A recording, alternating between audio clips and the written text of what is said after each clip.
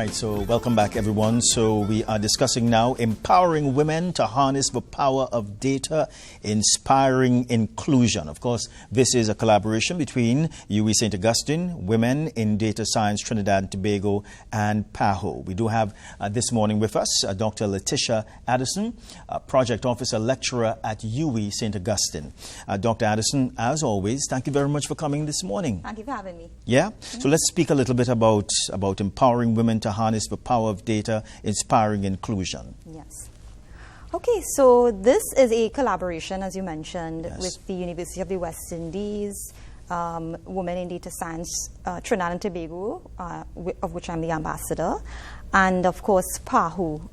It's a forum where we're going to feature women in various data science and related fields, where we would want to show persons the power of data in that specific field. So we have persons in mathematics, sociology, biotechnology, engineering, involved in finance and banking as well, speaking about their contributions in those areas and how they have been able to actually do meaningful work and impactful work in that realm, in that data science realm. Yeah. Now, Doctor, who are the persons that you're specifically targeting? Yeah. Who's this program for, or this event for? This event, yeah. So this event is, I would say, of course, you know, when we say empowering women, persons would assume it's just for females, but it's actually open to everyone, all genders. Of course, persons who are interested in data-related fields, data science, but more so we would like to also get the targets to be our secondary school students, tertiary students, the next generation who would be coming into the field and would want to understand how do you use data science and what types of applications are out there. So, of course, as I said, it's open to all. It's very inclusive. We are trying to inspire inclusion, but we would really like to invite the younger generation to be a part of it as well. Mm-hmm. But when we discuss that, what are you all trying to really achieve by this event? Yes. So this is a premier event as part of the Women in Data Science initiatives, which coincide with the University of the West Indies policy, or should I say the vision and the mission, to really foster innovation for positive transformation in the Caribbean and beyond. And we really want, of course, you know, we're in the digital age, and we really like to inspire persons to understand, you know, how to actually use data in a way that could tell a story and be impactful for social problems, especially in the Caribbean. I mean, we know that the AI age has been really progressing and advancing across the world, and it's really time for us to foster that sort of innovative and I would say dynamic approach here in our own region. And I'm really thankful that the university really is a place that is able to be a part of that transformation and that movement and that revolution. And of course, our principal, of course, you know, she's female, and she's really happy with these types of initiatives to actually complement what is also being done at the university. Yeah, Doctor, break down data science for us, because when we're discussing data science, it sounds something very, very hard. It sounds like I'm seeing, you know, Doctor, you know, in the Matrix, you see all of these things up on the wall. That's what I'm seeing. Break it down for us this morning. Yeah, I mean, I probably may sound a little biased, because I would always like to tell people that we have had data science around for quite a while. Yeah. In a lot of ways, I would say that data science involves a lot of statistics, but it's actually a lot more than that. It's a marriage between statistics, mathematics, computer science, and also now in this age, the domain experience or the expertise. So you actually get in insights, and you're building, what I like to say is building a story based on the data that you have and the analysis that you have done and the insights that you get. And it can drive decision-making, policy-making. It's really the backbone of everything that we have been doing, but now it has a name that sounds very scientific. Yeah, but and you're right, Dr. Addison, because, I mean, data science, it's all around us. It's everywhere. And it assists us in almost every aspect of life when it comes to making decisions. Of course. Yeah? Yes, definitely. Yeah. All right. If we can, Dr. Addison, if we can look, and I know that you touched on it earlier, but could we just look again at some of the components for the event? Right. So this event, it's upcoming on March the 15th, which is this Friday.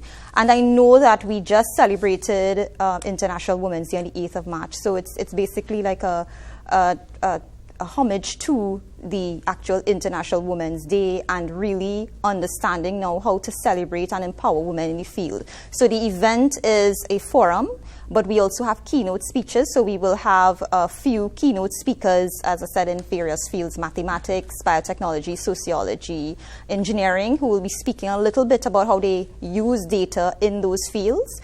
And then we will also have a panel discussion with 6 females in the arena, including our keynote speakers, computer science lecturer, and 2 persons from industry. And in that way, we're going to have a fruitful and meaningful discussion really surrounding not only the technical skills, but also the impact in the arena. If you feel imposter syndrome, how has your experience been being a woman in the field, etc. So it's twofold, and it's really to kind of garner some sort of interest and leverage what's happening currently in the data science realm. Yeah. Let's deal with that a little more. What are some of the challenges you think that women still encounter in the data field? Yeah, it's an interesting question. I mean, I would say even though we still have discussions about equity and inclusion, we are seeing a lot more females coming out into the arena. But I do think from a personal perspective, it can be a bit intimidating because sometimes the confidence in your skill set is not always there. There's a vast amount of information now.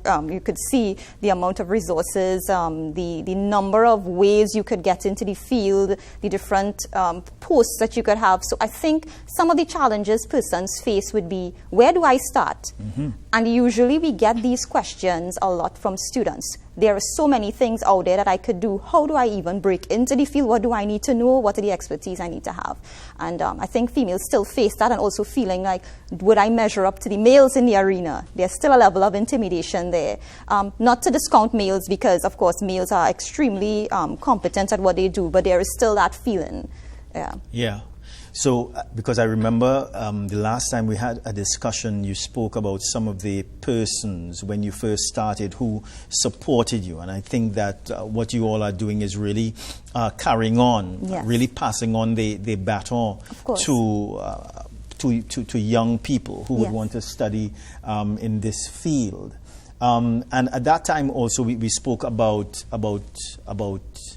young women, young girls really entering the field. Is that trend still occurring? More and more young women are entering the field? Yeah, definitely. And even at the university, I mean, I would say that although we still see the STEM fields are somewhat male-dominated, we have an uptick of females in the arena. I mean, so when I started, I was probably 10 out of probably 30 or 40 persons in a class, 10 females out of, that number of males. But I think we have a lot more females in the arena. It's just that it's still, there is still a level of, how do I do this? How do I continue? How do I sustain it? Because, of course, on a human perspective, I mean, females are more charged with the household responsibilities and all these other aspects that somewhat contribute to if they will stay. Because sometimes you break into the arena, will you stay in the arena? Will you try to continue along that trend? So we want to really be able to support them in whatever they want to do, provide resources, give them means to collaborate, empower them. I would say, personally speaking, the confidence that the mentors give you is something that is it's timeless. It's something that stays with you, and that's what I have gone through, which is why I'm here. I would not have been here if I didn't have that push from mentors to help me succeed in this arena. Yeah. Let's speak a little bit, Dr. Addison, about the careers that are available in this industry. Yeah, and I think when people hear data science, they just think data scientist. But it actually, I mean, I would say I'm a statistician by training. And data science, I use data science as a statistician as well. So you don't have to be only in data science. You could be a data analyst, you could be a business analyst, you could deal with different facets of an organization where there is data coming in. You could be a data engineer. There are so many different ways that you could use data science, and it's not only for business, even in medicine, in healthcare. Once there is data to be analyzed, you can use data science and statistics to be able to broaden your horizons and make some sort of insights that could impact wherever you are. But is there a demand for that in Trinidad and Tobago? And are more and more organizations embracing this concept? Yeah, interestingly enough, I mean, if you look at a lot of the advertisements, if you are on LinkedIn, for instance, and you look at a lot of these positions online, they are asking for data science, they're asking for analytics, they're asking for various hybrid versions of the same thing, right? So it's really, as I said, in the digital space now, it's becoming more and more important to be able to understand what we're working with, the data that we have, and how to actually disseminate that to different audiences. Right? Not just technical audiences, non-technical audiences. So it's really to be able to harness different aspects and really provide something that's meaningful.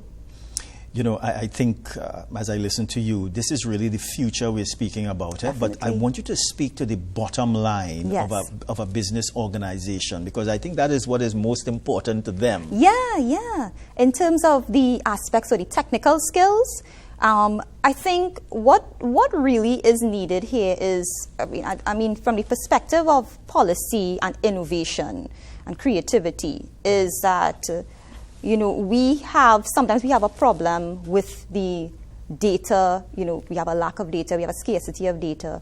We need to build a model to predict certain aspects. I could speak from my experience at the university as a project officer. I was charged with building a student retention model to predict the risk of students dropping out. And in that sense, you know, you start to recognize how important it is to be able to have the tools to make such decisions based on those various aspects. So for organizations, I would say it's an asset, and especially for women in the field, to be able to have that those skill sets, those technical skills, to complement even some of their other technical skills in the business domain, even in climate change, etc. It's really something that I think is crucial at this point in time. But it's really data, really, it's to really make an informed decision. Of course. Yeah. Right? And not in an ad hoc way, but in a structured way, really based on statistics and what the reality is. Of course, because you're building a story. It's a science, right? Yeah, it's the science of data. Yeah. And you're essentially using that to build a story and even to predict, to have some idea of what can happen based on these trends if we continue along this path.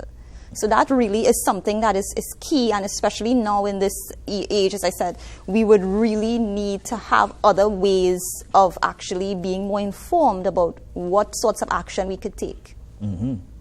All right. So what we will do is that we will put up for you the registration link. Yeah. The event is on Friday. Yes, it's in person at the University of the West Indies, the LRC Auditorium. It's free and open to all, but we actually do recommend that you use the registration link because space is limited, of course, and we would be happy to have you there. Yeah. What time does the event begin? It's 9 a.m. to 12 p.m. Yeah. Let me see if I can assist with the link. Yes. https:// yeah, right? bit.ly/data,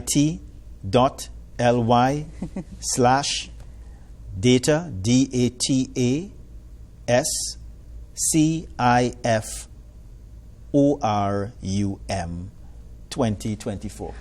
Look, it's there. Yes, and it's also circulating on the University of the West Indies social media pages, as well as the Women in Data Science Trinidad and Tobago LinkedIn.